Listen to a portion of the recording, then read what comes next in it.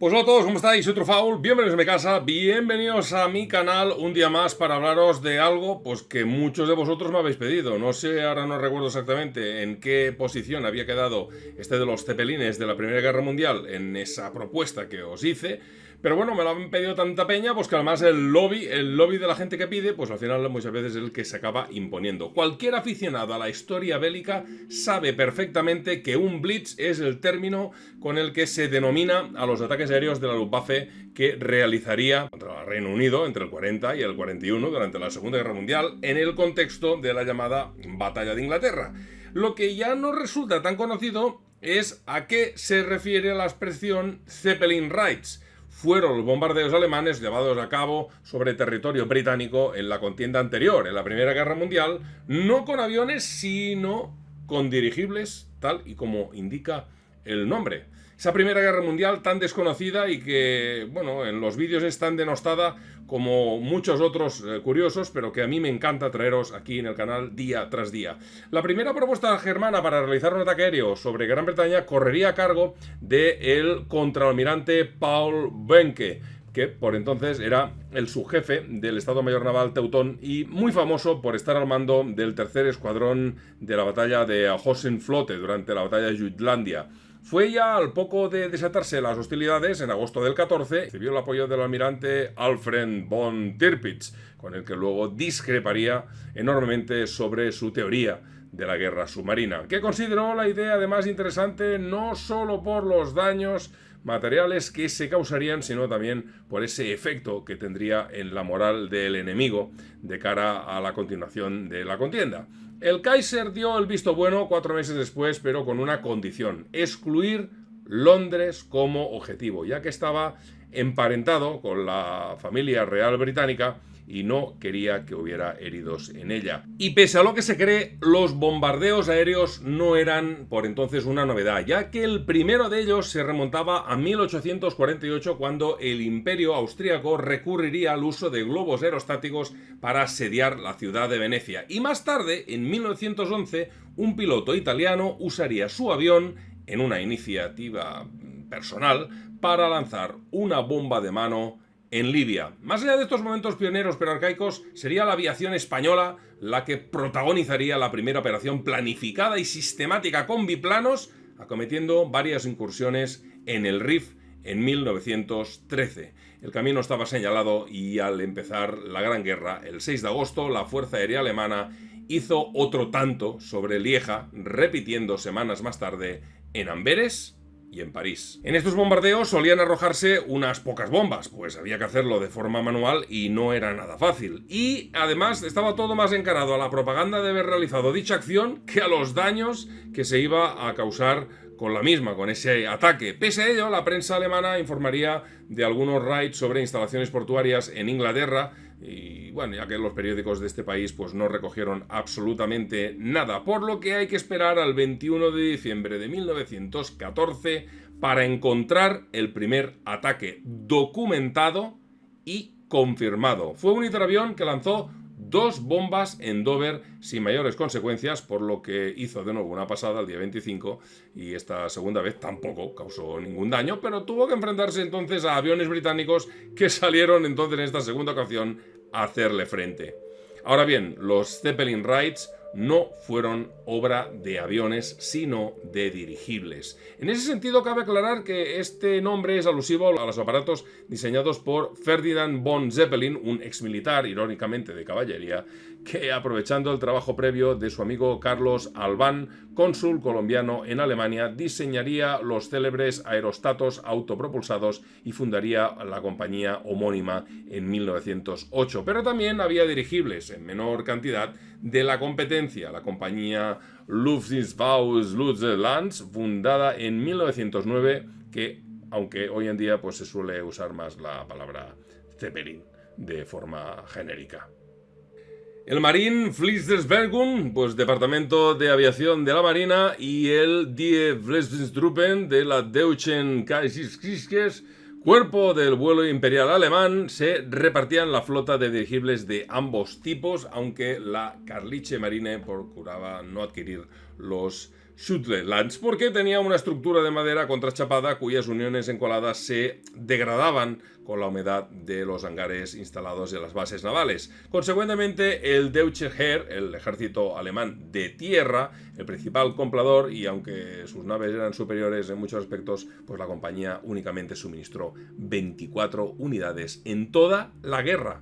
La mayoría de la flota era de Zeppelin, 22 de la clase P, 15 de la clase Q, sumándose a partir de 1915 los de la clase M, que había antes de la contienda. El primer bombardeo de Zeppelines sobre el suelo británico llegaría en la segunda mitad de enero de 1915. No causaron excesivos daños, aunque provocaron 4 víctimas mortales y el triple de heridos al soltar sus explosivos sobre varios pueblos de Norfolk, debido a que el viento los desvió de su verdadero objetivo, que era el estuario de Humber. De hecho, el viento y el mal tiempo, combinados con la necesidad de operar en la oscuridad de la noche, pues iban a convertirse en los principales obstáculos para esas misiones. Para evitarlos, además, era necesario volar bajo y, bueno, eso ponía a los dirigibles a tiro de cualquier arma corta enemiga, suficiente para derribarlo. Así ocurrió en no pocos casos en los que se perdieron varias unidades y otras tuvieron que regresar sin estrenarse siquiera. Pese a las incursiones, pese a que estas desataron cierta paranoia en el archipiélago, se decía que los espías guiaban a los dirigibles con los faros de los automóviles, incluso los pobres resultados conseguidos por la clase M, esta inicial que hoy va, pues postergaron los planes hasta que estuviera lista la mencionada clase P, cuyas unidades contaban con 4 motores y eran de mayor tamaño, hasta 163,5 metros de longitud, lo que les permitía poder cargar una mayor cantidad de bombas. Además, poseían 2 barquillas que, frente a las anteriores versiones, estaban cerradas y protegidas a nivel defensivo con ametralladoras. Se pilotaba desde la primera cabina y el primer Zeppelin del modelo P fue asignado al ejército con el número LZ-38. Esa primavera entraría en acción bombardeando diversas localidades, diversas salidas en Ipswich, en Southend, en Dover, en Ramsgate, y el 31 de mayo también cayó las bombas de este LZ-38 encima de Londres, pues el Kaiser finalmente había dado su autorización, se había dado su brazo a torcer, pero no sobre la ciudad, sino solamente bombardeando los muelles donde se surtía el frente de toda clase de utensilios. Sobre la capital arrojó nada más y nada menos que la friolera de 1.400 kilos de explosivos que, por desgracia, mataron a 7 personas y se sumarían a otras tantas de otras localidades que anteriormente pues este Zeppelin había bombardeado. Ni los aviones que despegaron para interceptarlo, ni los reflectores lograron jamás localizarlo, y un piloto británico encima murió al estrellarse mientras aterrizaba al volver de su fracasada misión. Como además se le habían provocado pues casi medio centenar de incendios, pues se programó una nueva salida contra Londres para el 4 de junio, destinándose a ello el Zeppelin L9 y el L10, ya que el LZ-38 sería sorprendido en tierra por aviones enemigos y destruido, mientras que el LZ-37 era derribado sobre Bélgica. Pues amigos, el L9 y el L10 causaron estragos en los siguientes días, pues a pesar de que se desviaron a resultas del viento, como siempre ocurre con esta clase de bichos, pues el primero, el L9, acabó bombardeando Hull y el L10 acabó bombardeando Gravesend. Pero estas moles volantes ya realmente eran una auténtica amenaza para las islas, lo que obligaría a censurar toda clase de información en la prensa debido a los efectos de sus acciones. Esto, claro, sirvió de acicate al otro bando para, sencillamente, por hacer lo contrario, incrementarlas. Y a lo largo de 1915 se registraron casi una docena de raids de Zeppelines, en los que el más destacado fue bautizado como el de Sutherland. El 15 de octubre, 5 dirigibles sembraron el pánico en Londres, causando cuantiosos daños, matando a 71 personas e hiriendo a otras 128. Repito que era más el efecto psicológico que el efecto práctico sobre la guerra que producían estos enormísimos bichos volantes. También los germanos tuvieron bajas porque perdieron varios de sus aerostratos a manos de la artillería, a manos de aviones, de fallos mecánicos o simplemente de la tremenda meteorología adversa que existía allí. Esta última empezaba a ser habitual al acercarse el invierno, razón por la cual se hizo una pausa en el uso de estas moles volantes. Aunque no duraría mucho, porque el 31 de enero 9 cepelines de la Armada atacaron Liverpool, provocando decenas de muertos y heridos entre las localidades de la región. Para entonces había dos novedades importantes, una por bando. Por el lado británico se habían instalado un cinturón bastante potente de reflectores y antiaéreos, así como organizado diversos escuadrones de aviones destinados a combatir a estos agresores nocturnos, algo que dejaba patente el nivel de preocupación que había levantado esta clase de incursiones. Pero por el lado alemán, estas medidas defensivas cada vez más eficaces impulsaron el desarrollo de la clase Q, cuyos dirigibles eran todavía más largos, tenían un techo operativo unos 460 metros y algunos de la clase P incluso fueron reformados para dotarlos también de mayor longitud, aunque la mayoría serían, digamos, replegados a patrullas por el Mar del Norte y el Mar Báltico.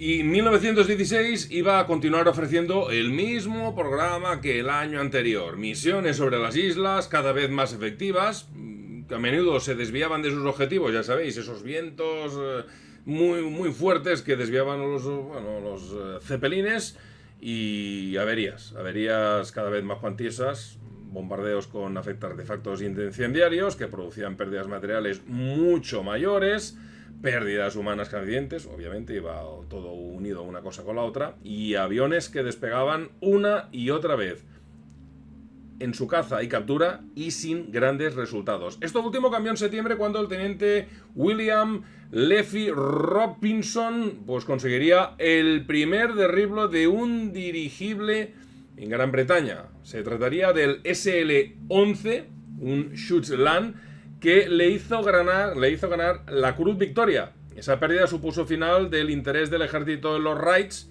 si bien la Marina continuaría realizándolos con diversa suerte. Entre una y otras cosas, las 23 incursiones de 1916 supusieron el lanzamiento total de 125 toneladas de bombas, matando a 293 personas e hiriendo a casi 700 más. Y es que había otra novedad, la entrada en servicio de la clase R, cuya característica principal era poder bombardear desde una altitud cercana a los 5.000 metros gracias a sus 6 motores. A los otros se les retiró uno para aligerarlos y una línea mucho más aerodinámica, mucho más penetrante hacia el viento. En 1917, la siniestra silueta de los dirigibles ya era objeto de el más primitivo odio por la propia población británica, especialmente de que después de junio, más o menos, 6 de ellos realizaron un ataque sobre Londres que mató a más de un centenar de personas, entre ellas varios niños de una escuela. Pero en esa misión hubo algo distinto que explica el nivel tan salvaje de destrucción. Se trataba del Gotha G número 4, un biplano pesado que prometía abrir una nueva época en la guerra aérea y con el que se formaría el Englandishvader, el escuadrón de Inglaterra. Ese mismo año, el uso de aerostatos empezó a considerarse como obsoleto y la mayoría de las naves que no se habían perdido, o por accidentes o por acción del enemigo, fueron desmanteladas ya a final de septiembre de 1917, cediendo el protagonismo total a los aviones.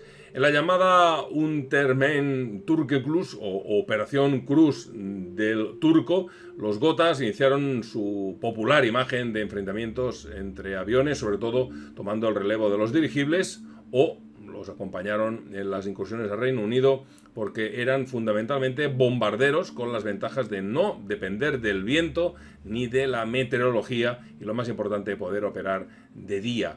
Los biplanos germanos, que podían ascender hasta 7.000 metros, superaron el centenar de misiones. Sin embargo, el enemigo también se dotó de aviones adecuados para poder enfrentarse a esta nueva amenaza. Los británicos se equiparon con el bonito, espléndido, espectacular y, hasta el nombre es curioso, el Sopwith Camel. Decidiría absolutamente que esos bombarderos que habían pasado a ser diurnos volvieran a ser nocturnos y, bueno, se esperaban nuevos modelos que pudieran ser más eficientes y poder enfrentarse a esos nuevos cazas. Como a esas alturas, pues lo que había ocurrido, lo que había pasado en los bombarderos diurnos, pues había sido bastante decepcionante y habían perdido bastantes unidades. La marcha de la guerra también iba de mal en peor. Pues bueno, se reanudó una pequeña fabricación de unidades Gotha que siguieron atacando a los británicos de noche. De esa manera, Londres seguiría sufriendo el horror que anunciaban las sirenas de alarma, ahora advirtiendo de la llegada de asesinos más pequeños, obviamente, pero también más numerosos e igualmente difíciles de atajar.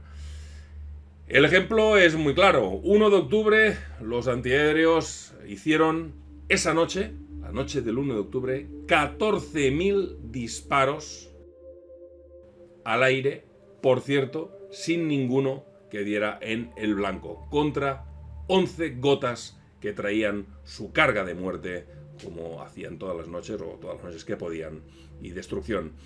En 1918 se incorporaría otro modelo de avión, el Reichsflugzeuge, cuyas unidades llegaron a realizar bombardeos en solitario, si bien lo normal era hacerlo junto a los Gotha. Incluso los dirigibles llevaron a cabo misiones postreras en las Midlands, pero se acercaba al final, o mejor dicho, el final. Y el último Grand Raid iba a producirse el 5 de agosto cuando 4 cepelines campearon por Inglaterra septentrional hasta ser interceptados por una escuadrilla. El nuevo y flamante L-70, que llevaba a bordo como observador el capitán Peter Strasser, pues que era el jefe de las aeronaves, fue derribado y los otros huyeron de forma precipitada. 4 meses antes se había creado la RAF, la Royal Air Force, la Fuerza Aérea Británica, un nuevo muro de contención para los cepelines que en el plazo de 22 años iba a tener de nuevo la oportunidad de demostrar sus aptitudes contra esos que los querían reventar, consagrándose precisamente en el Blitz, el nuevo intento germano de doblegar el país con bombardeos. Y espero que os haya gustado, espero que os haya entretenido este fabuloso texto de La Brújula Verde, que lamentablemente pues no he tenido mucho tiempo para adaptarlo a mi estilo y supongo que a lo mejor pues lo habréis notado.